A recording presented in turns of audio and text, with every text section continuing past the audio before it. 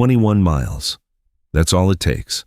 A narrow stretch of water, quietly carrying nearly 20 million barrels of oil every single day. For decades, the global economy has depended on this one passage without a real backup. Factories, airlines, supply chains, everything flows through here.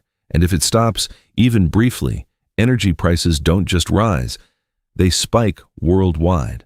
But in 2026, this is no longer a theoretical risk. Disruptions have already begun. And for the first time, the world is facing a hard truth. There is no real plan B. The Strait of Hormuz is not just a shipping lane, it is the central valve of the global energy system. Every day, oil from Saudi Arabia, Iraq, Kuwait, and the United Arab Emirates flows through this narrow passage before reaching the rest of the world. There is no alternate ocean route, no parallel system at scale. Everything converges here. And the real dependency sits in Asia. China relies on this route for nearly half of its oil imports. Japan depends on it for almost all of its supply. South Korea, one of the world's largest industrial economies, sources the majority of its energy through the same corridor. This isn't just about fuel. This is about the foundation of modern economies. If this flow slows down or stops, the impact goes far beyond higher gas prices.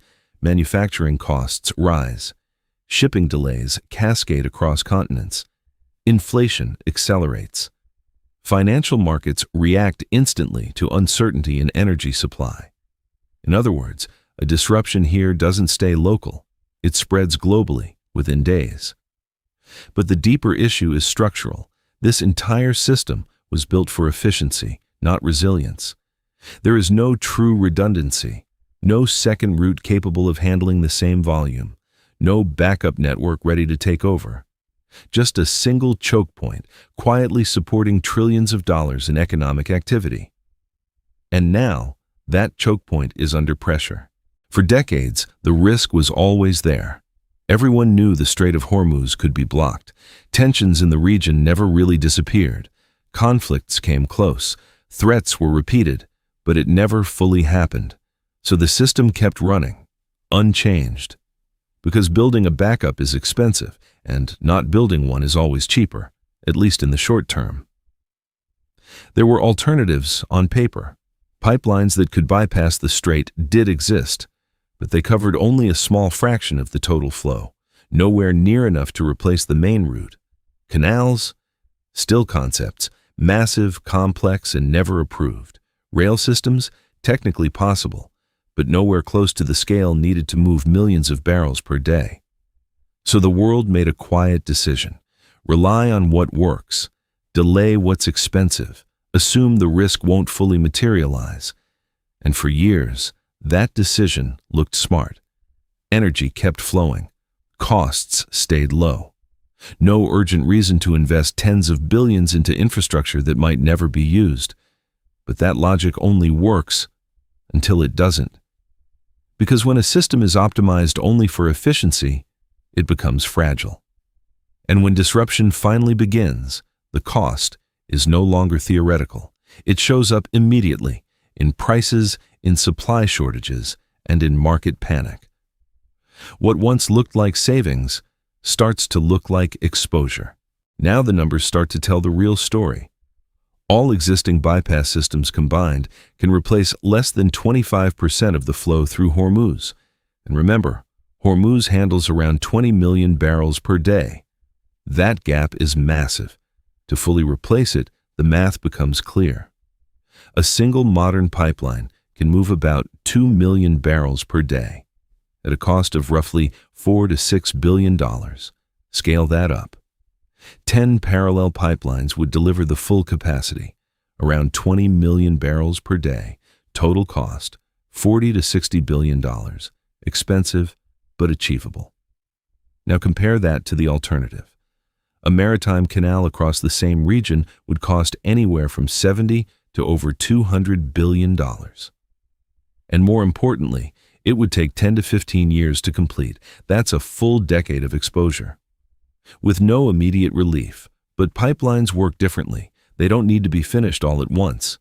The moment the first line is operational, Oil starts flowing, the second line doubles capacity, the third adds more.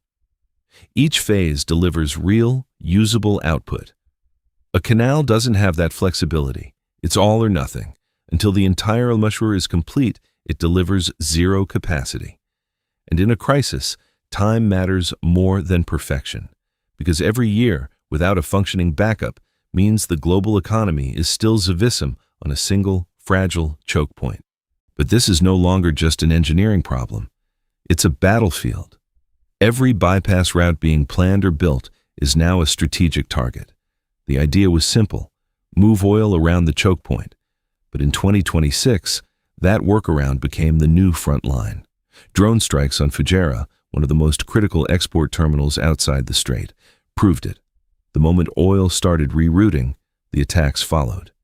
And the threat isn't just physical, it's layered. Cyber attacks can target pipeline control systems, the software that regulates pressure, flow, and valves. A single breach can shut down entire Khatut without a single explosion. Then come drone swarms, cheap, scalable, and difficult to intercept. Missile strikes add another level.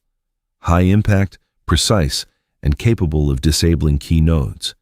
And beyond that, proxy groups operating across the region create constant, unpredictable pressure. We've seen this before.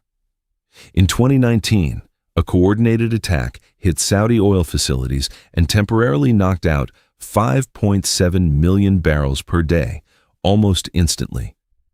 Now imagine that same level of disruption applied not to one facility, but to an entire network of pipelines, because that's what's at stake. Building these pipelines is only half the equation. Protecting them becomes the other half. Every pumping station, every mile of pipeline, every terminal must be defended like a military asset. Because in this new system, infrastructure is no longer neutral. It's a target. But here's the twist. This is no longer a story about oil.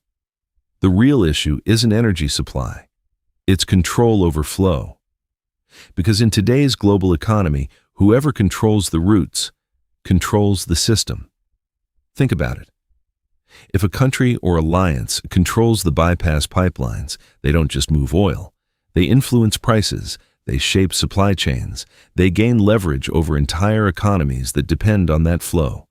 Hormuz was a natural choke point. No one built it, no one truly owned it. It existed, and the world adapted around it. But what's coming next is very different. The new system won't be natural. It will be engineered, designed with intention, protected with military-grade defense, integrated with surveillance, monitoring, and control systems. In other words, the next choke point won't just exist, it will be created and controlled. That changes everything, because once a choke point is artificial, it can be expanded, restricted, or even weaponized. Access can be prioritized, flows can be redirected, pressure can be applied without ever firing a shot. So the question is no longer, can the world replace Hormuz? The real question is, who will control what replaces it? Two paths are now on the table. 10 pipelines faster, cheaper, flexible, or one mega canal, slower, more expensive, but total capacity. In the short term, pipelines win. They deliver flow, step by step. In the long term, a canal could reshape global shipping entirely. But the real takeaway is bigger. The world just learned a hard lesson. A system without redundancy is a system at risk. From now on, countries won't just invest in oil. They'll invest in how oil moves. Because when the flow changes, power follows. Because the system that controls the flow controls the future.